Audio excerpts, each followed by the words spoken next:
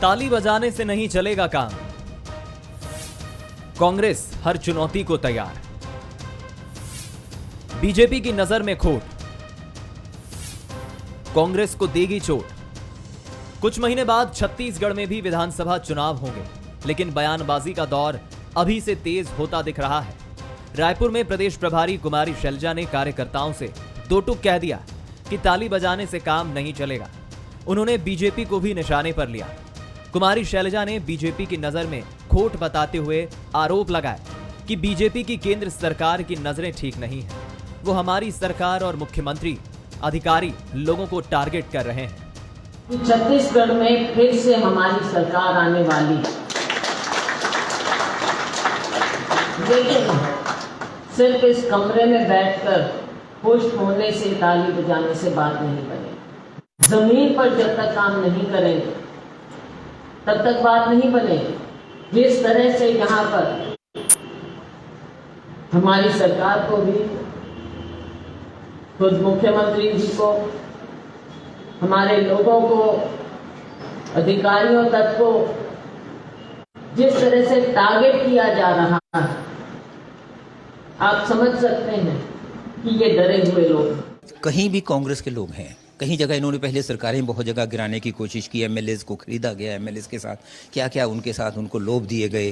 गोवा का उदाहरण है, नॉर्थ ईस्ट के उदाहरण हैं। और यहाँ ये नहीं हो पाता तो उन पे एजेंसीज का इस्तेमाल करते हैं। ये तो उनका एक तौर तरीका है, उनका मोडस ऑपरेंडी है, जो काम करने का तौर तरीका है। कुमारी शैलजा के बयान पर पूर्व मंत्री बृजमोहन अग्रवाल ने पलटवार किया। उन्होंने कहा कि बीजेपी नहीं डरी है, शैलजा जी डरी हुई है, कांग्रेस डरी हुई है, इसलिए इस तरह की बातें कर रही है। बीजेपी नहीं डरी है, शैलजा डरी हुई है, कांग्रेस डरी हुई है। और कांग्रेस डरी हुई है इसलिए उन्होंने अपने प्रभारी को बदला, शैलजा जी को भेजा है। और मुझे लगता है कि भूपेश बघेल जी उनकी सरकार के भ्रष्ट मंत्री और भ्रष्ट नेता शैलजा जी को भी सफल नहीं होने देंगे। और शैलजा जी को भी उन्होंने डरा के रख दिया है, इसलिए शैलजा जी भी उनके ऊपर में नियंत्रण नहीं कर पा रही हैं। भ्रष्टाचार के आगोश में डूबी हुई सरकार है, माफिया राज है।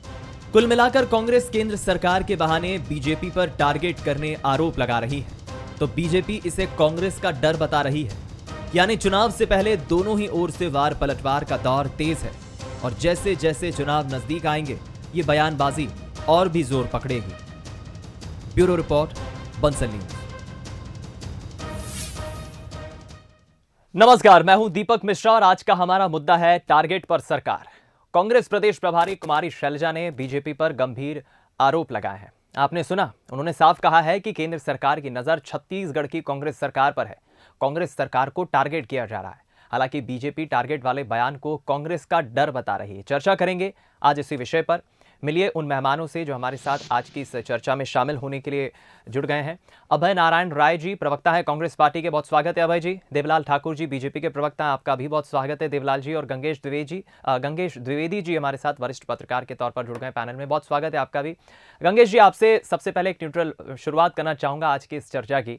ये कोई पहली दफ़ा नहीं है, मैंने कई दफ़ा पिछले 4 साल से अधिक वक्त हो गया है सत्ता में भूपेश सरकार को आए, कई दफा कांग्रेस नेताओं से, सरकार में बैठे मंत्रियों से, खुद मुख्यमंत्री से सुना है कि केंद्र सरकार भेदभाव करती है। केंद्र सरकार का रवैया हमारी राज्य सरकार के प्रति ठीक नहीं है। राशि देना हो, कोऑर्डिनेशन की बात हो, योजनाओं की लेकर बातचीत हो, तमाम अलग अलग मसलों पर टकराव राज्य बनाम केंद्र हमने समय समय पर देखा है। लेकिन जिस तरह आज कुमारी शैलजा ने एक बार फिर इसी बात को बल देते हुए ये इशारा किया है कि केंद्र सरकार कांग्रेस को, खासतौर पर मुख्यमंत्री को और हमारी सरकार को टारगेट कर रही है, इस पर आप क्या कहेंगे? इस बयान पर क्या कहेंगे? देखिए, निश्चित तौर पर उनका बयान अपनी जगह बिल्कुल सही है। और भाजपा लगातार, खाली छत्तीसगढ़ की बात नहीं है, दूसरे राज्यों में भी जब चुनाव हुआ है तो डबल इंजन की सरकार का प्रचार करती रही है। और यही चीज़ यहाँ भी शुरू हो गई है। और डबल इंजन की सरकार ज़्यादा तेज गति से काम करेगी, इससे ये जताने से पहले सिंगल इंजन की सरकार को कहीं ना कहीं प्रभावित करना भी बनता है। राजनीति में कोई ये मतलब बड़ी चीज़ नहीं है, स्वाभाविक तौर पे ये राजनीति का हिस्सा है। तो ये जो भी घटनाक्रम घट रहे हैं, अब 1 साल भी नहीं बचा है चुनाव के लिए, तो ये राजनीति करने का बिल्कुल सही समय है। और दोनों पक्षों में तेजी से राजनीति हो रही है, तमाम बयानबाजियां हो रही हैं, दोनों ही पक्ष अपनी अपनी मुद्दे को लेकर जनता के बीच जा रहे हैं। अभी हाल फिलहाल में कांग्रेस का अधिवेशन होने वाला है, कुछ दिन पहले अभी इनके कार्य समिति की बैठक हुई है और तमाम बड़े नेता पिछले महीने भाजपा के भी यहाँ से होके गए हैं। बस्तर में इन्होंने शुरुआत की है, नड्डा जी आए थे बस्तर से। तो यहाँ पर छत्तीसगढ़ में खासतौर पे बहुत तेज हो गई राजनीतिक गतिविधियाँ और पूरे चरम पे हैं, क्योंकि जनता के बीच जाना है और खासतौर पे भाजपा के लिए इसलिए बहुत जरूरी है कि पिछला जो प्रदर्शन था उस प्रदर्शन को दोहराने से रोकना है और फिर से कम ये स्थिति आ जाए कि जो भी सरकार बने, जिसकी भी बने, लेकिन दोनों ही पार्टियां अपने एक दूसरे को कांटे की टक्कर देने के लिए का प्रयास करेंगी इस चुनाव में। तो ये रस्साकसी जो चल रही है ये उसी का परिणाम है। और उनका शैलजा जी का कहना भी गलत नहीं है कि टारगेट किया जा रहा है सरकार को, और राजनीति भी ये कहती है कि अगर सरकार है तो जिसके पास पावर है वो तो टारगेट करेगा ही, स्वाभाविक रूप से राजनीति भी यही बात कहती है। तो इससे कांग्रेस को भी बिल्कुल इस बार ऐसा नहीं सोचना है कि पिछली बार की तरह से 70 सीटें एक साथ से आ जाएंगी। तो उनको क्योंकि भाजपा के कार्यकर्ताओं को लगातार मोटिवेट किया जा रहा है और वो लोग फील्ड में उतर के बहुत तेजी से मेहनत कर रहे हैं, तो उनके मुकाबले कांग्रेस को वापस खड़ा रहना पड़ेगा चट्टान की तरह, तभी दोनों पार्टियों में कड़ा मुकाबला हो पाएगा। बिल्कुल ठीक कहा आपने गंगेश जी, और ये चुनाव काफी कुछ खास भी होगा क्योंकि 15 साल सत्ता में रहने के बाद बीजेपी की सरकार गई, कांग्रेस की सरकार बनी और भूपेश बघेल मुख्यमंत्री बने और बहुतरफा कोई क्लोज मार्जिन मध्य प्रदेश की तरह नहीं था कि बहुमत का जो आंकड़ा है उसके आसपास मैजिक नंबर को पार्टी ने छुआ है। बहुमत का आंकड़ा काफ़ी बेहतर था। मैं लौटूंगा आपके पास। अब हम देवलाल जी से ज़रा बातचीत कर लेते हैं। देवलाल जी, क्या कहेंगे आप? ये आरोप तो ठीक है, अपनी जगह है, लेकिन 15 साल सत्ता में रहने के बाद हमने कई कांग्रेस के नेताओं से ये भी सुना है कि ये छटपटाहट है, ये बौखलाहट है। 15 साल बाद बाहर हो गई सत्ता से बीजेपी, केंद्र में आपकी सरकार है, भेदभाव से लेकर टारगेट से लेकर तमाम बयानबाजी होती है। क्या आप इस पर कहेंगे? देखिए, टारगेट जैसी कोई बात, अगर ये लोग, जैसा कि मैं सुन रहा था कि इनके प्रभारी जी शैलजा कुमारी जी बोल रही थी कि एजेंसियों का उपयोग कर रही है, तो मेरे विचार से, मेरे ख्याल से जो मुझे ज्ञात है कि एजेंसियों ने जो यहाँ भ्रष्टाचार के जो कर रहे थे उनके खिलाफ जो कार्रवाई किए हैं, अगर उसको लेकर बोल रहे हैं तो कांग्रेस भ्रष्टाचारियों का समर्थन कर रहा है। आप देखेंगे कि छत्तीसगढ़ में जिस प्रकार से गरीबों के खून पसीनों की कमाई को यहाँ के अधिकारियों द्वारा कांग्रेस की सरकार ने संरक्षण देकर भ्रष्टाचार करवाया, तो एजेंसियां अगर काम की है तो हर भ्रष्टाचारियों को पकड़ने का काम करने के लिए ही उन एजेंसियों के अधिकारियों को तनख्वाह दी जाती है, और वो देश के जो जनमानस हैं, उनके जो कर हैं, उनके पैसों से उनको वेतन मिलता है। तो ऐसे में उनका कार्य करना जवाबदेही है, उनको कार्य करना ही चाहिए। देश में अगर कोई भ्रष्टाचार कर रहा है तो उसके पकड़ने में तो सारे लोग को खुशी जाहिर करना चाहिए, चाहे किसी भी दल के लोग हो, या ऐसे भ्रष्टाचारियों को जेल के भीतर रहना चाहिए। दूसरी बात, टारगेट के शब्द में आता हूं। इस वक्त जो टारगेट हो रही है वो भारतीय जनता पार्टी के कार्यकर्ताओं को टारगेट किलिंग कराया जा रहा है। आप बस्तर में देख सकते हैं, एक हफ्ते पहले गीदम में इतनी बड़ा जनसभा होती है जिसमें एसपी कलेक्टर तक को गाली दिया जाता है, भारतीय जनता पार्टी के लोगों को धमकी दी जाता है, लेकिन वहां का पुलिस प्रशासन अमला और यहाँ का गृह विभाग सोए रहता है। आज एक हफ्ते में जेपी नड्डा जी के आने के पहले 4 भारतीय जनता पार्टी कार्यकर्ताओं की हत्या कर दी जाती है। आज 2 लोगों को फिर धमकी दिया जाता है। आज बस्तर अंचल में आम जनमानस सहित भारतीय जनता पार्टी के लोगों को टारगेट करके हत्या किया जा रहा है। इस पर सरकार सोई हुई है। गृह मंत्रालय ये कौन टारगेट कौन कर रहा है? देवलाल जी, ये बीजेपी नेताओं के खिलाफ साजिश कौन रच रहा है? कांग्रेस को बताना होगा कि छत्तीसगढ़ जैसे शांत प्रदेश, लोकतांत्रिक प्रदेश में अगर इस प्रकार की घटनाएं घटेगी तो आने वाले समय में कांग्रेस की सरकार छत्तीसगढ़ नहीं, पर देवलाल जी, कांग्रेस ये कहती है कि जब हम विपक्ष में थे, बीजेपी की सरकार थी, तब भी नक्सली वारदातें बड़ी संख्या में होती थी। हमने भी वो गम देखा है, हमने भी वो दुख देखा है और कार्य कर रहे हैं। उससे कांग्रेस भयभीत है, इसलिए इस प्रकार की घटनाएं घटित हो रही है। चलिए, मैं देवलाल जी, आप सुन पा रहे हैं? मेरी आवाज जा रही है आप तक? जी। मेरा छोटा सा यह सवाल है, कांग्रेस कहती है कि जब हम विपक्ष में थे नक्सली वारदातें तो बड़ी संख्या में तब भी होती थी। आपको क्या लगता है, क्या बीजेपी नेताओं को टारगेट किया जा रहा है? साजिश कौन रच रहा है?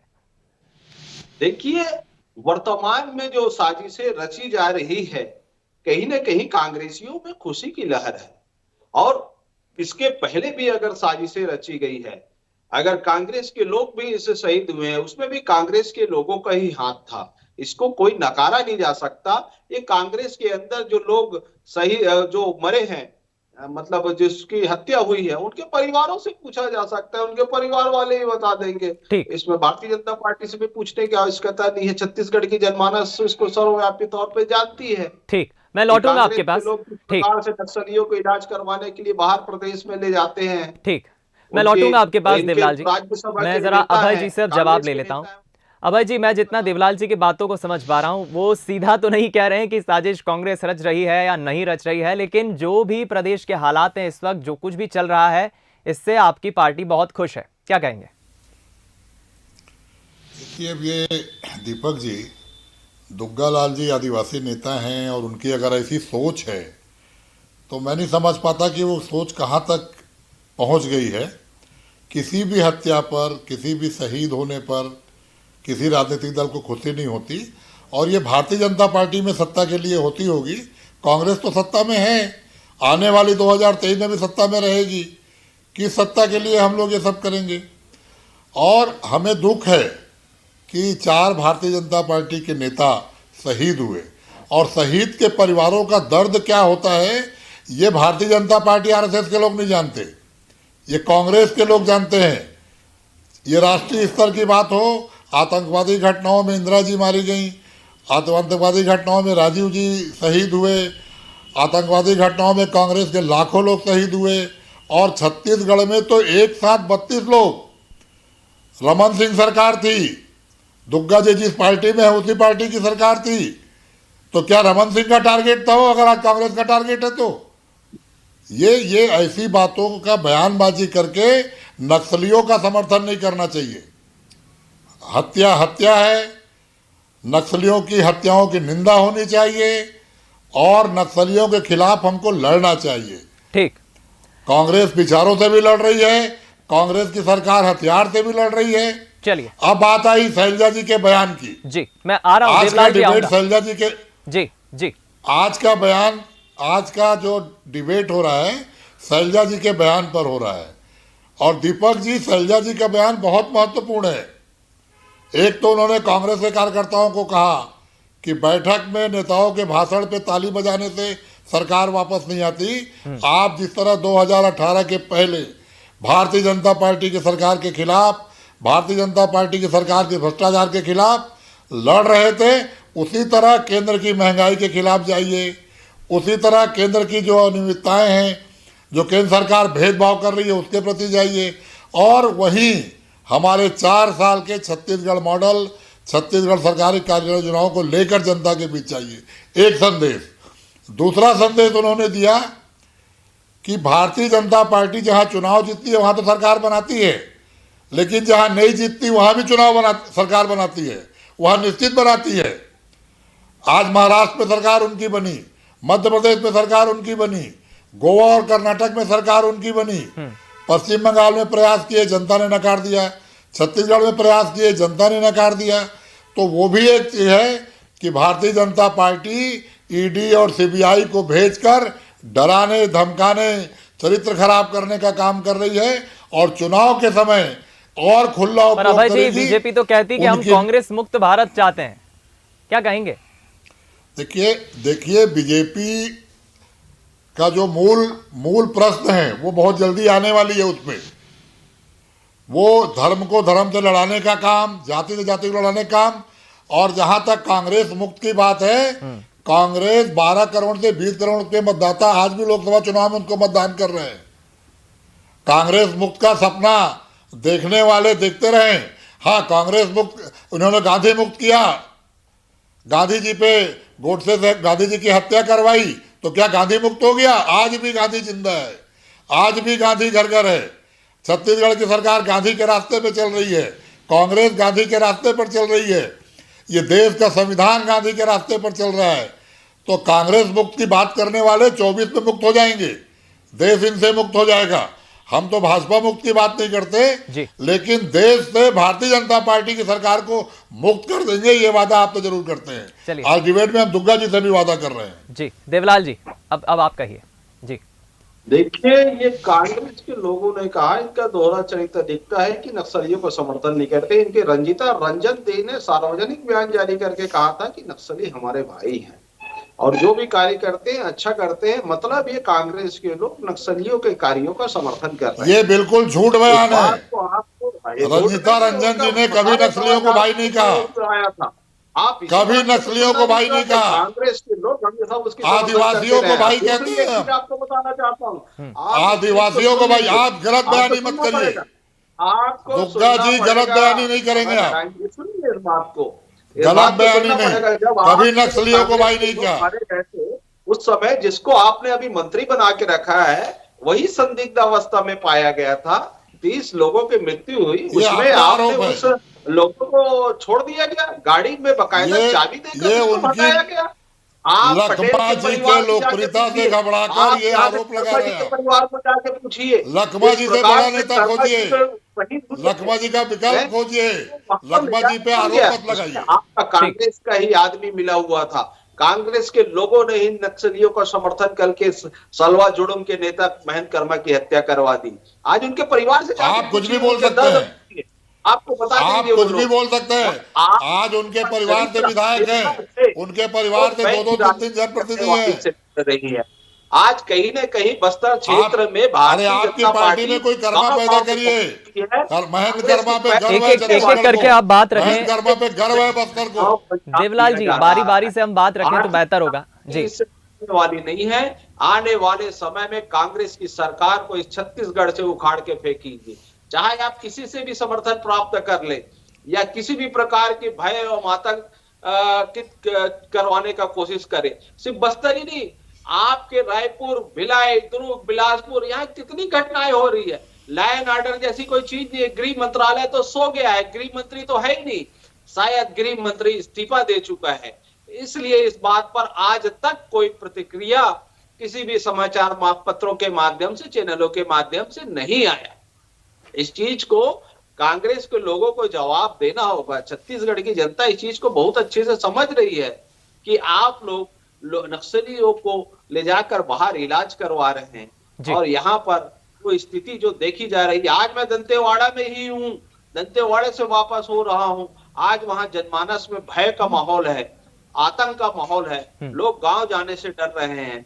तो कहीं ना कहीं फिर से आप लोगों के शासन काल में लाल आतंक पैर फंसाने लगा है। ठीक, मैं आऊंगा आप दोनों के पास। गंगेश जी, मैं अब आपसे समझना चाहूंगा, हम दोनों मेहमानों की बात सुन रहे हैं इस मसले पर, लेकिन एक बात ये भी है, आज से 6, 7, 8 महीने बाद जब विधानसभा चुनाव होंगे छत्तीसगढ़ में लगभग, तब 5 साल सरकार के कार्यकाल के पूरे हो जाएंगे। 15 साल बनाम 5 साल को हम तोलेंगे तो मैं जितना देख रहा हूं मुद्दों की कमी नहीं है, अनेक मुद्दे हैं, अनेक मसले हैं जिस पर सियासत, राजनीति और चुनाव केंद्रित होंगे। आसान नहीं होगी ये लड़ाई दोनों ही पार्टियों के लिए, क्या कहेंगे? निश्चित तौर पर देखिए, इस बार का चुनाव इतना आसान नहीं होगा। पिछली बार जो चुनाव जीती थी कांग्रेस, उसमें एक बड़ी बात ये भी थी कि एंटी इनकम्बेंसी ज़बरदस्त थी और ख़ास तौर पर जब भाजपा हार के बाद जब भाजपा में समीक्षा हुई थी तो उसमें ये बात अंदर खाने में निकल के आई थी कि कार्यकर्ता भी नाराज़ थे भाजपा के। यही वजह कि भाजपा इस बार लगातार साल भर से अपने कार्यकर्ताओं को रिचार्ज कर रही है। सारे बड़े नेता, चाहे वो भाजपा के बड़े नेता हों, आरएसएस भी अपनी टीम को आके यहाँ पर रिचार्ज कर रही है और लोगों को फील्ड में उतार रही है। तो जिस तरह से भाजपा और आरएसएस की टीम फील्ड में काम कर रही है तो कांग्रेस के लिए इस बार का चुनाव इतना आसान नहीं होगा। और यही वजह है कि जो शैलजा जी ने आज जो कल बयान दिया था उसमें यही बात आई है कि कमरे में बैठ के नेताओं के भाषण में ताली बजाने से काम नहीं चलेगा, उनको फील्ड में उतरकर बराबर से टक्कर देना पड़ेगा। और मुद्दे भी देखिए दोनों तरफ बराबर से हैं। बहुत सारे मुद्दे ऐसे हैं जिसको जो कांग्रेस घोषणा पत्र के कई सारे मुद्दे हैं जिसको उन्होंने अभी तक पूरा नहीं किया।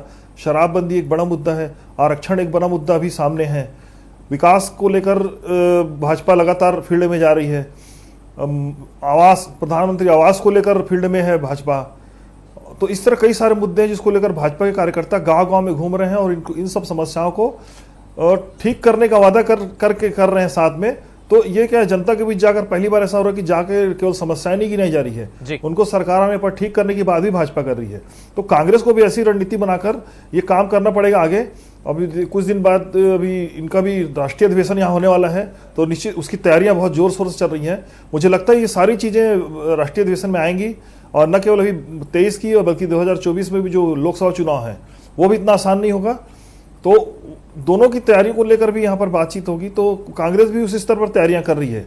चलिए, और उसी स्तर पर तैयारी करेगी मुझे तभी याद दोनों आया, पार्टी। गंगेश जी, तैयारियों से याद आया मुझे, अधिवेशन भी होना है जल्द ही, तमाम राष्ट्रीय स्तर के बड़े नेता पार्टी के पहुंचेंगे। मैं इस पे एक छोटा सा सवाल दोनों ही मेहमानों से चाहूंगा। देवलाल जी, अधिवेशन का प्रभाव कितना होगा आने वाले वक्त में, क्योंकि कांग्रेस की ये भी तैयारी है, अधिवेशन जब छत्तीसगढ़ में होगा, रायपुर में होगा, एक बड़ा संदेश उससे जाएगा, क्या कहेंगे इस पर?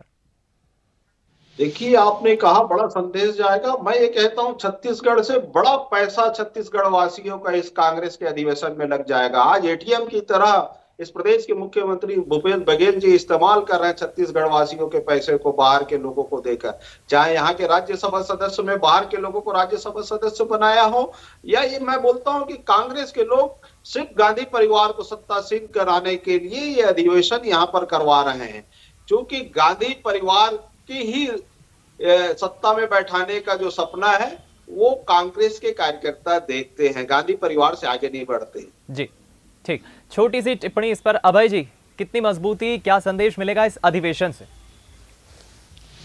देखिए, अधिवेशन से सबसे बड़ी बात कि छत्तीसगढ़ के कार्यकर्ता हमारे घरों महसूस कर रहे हैं और रिचार्ज होंगे। बूथ तक हमारा हाथ से हाथ जोड़ो अभियान इसीलिए सफल हो रहा है कि सब बहुत ही उत्साह के साथ कि आज भूपेश बघेल जी के नेतृत्व में ये मौका मिल रहा है कि राष्ट्रीय अधिवेशन पूरे देश के कांग्रेस के नेता छत्तीसगढ़ में उपस्थित होंगे, सरकार के कामकाज को, छत्तीसगढ़ के मॉडल को समझेंगे। और मुझे ऐसा लगता है कि छत्तीसगढ़ का मॉडल कांग्रेस पूरे देश में अपनाएगी, विशेषकर किसानों के लिए और मजदूरों के लिए और छत्तीसगढ़ियों के लिए जो काम हुआ है वो देश में मॉडल बनेगा और कार्यकर्ता उत्साहित होंगे। इसका फायदा 23 में तो मिलेगा ही, 2024 में भी इसका फायदा हमको मिलेगा। चलिए, मुद्दे अनेक हैं जिन पर ये चुनाव बेहद खास होगा, केंद्रित भी होगा। फिलहाल आप तीनों पैनलिस्ट का बहुत शुक्रिया, अभय जी, देवलाल जी और गंगेश जी, हमारे साथ आज के मुद्दे में फिलहाल चर्चा में जुड़ने के लिए, शामिल होने के लिए।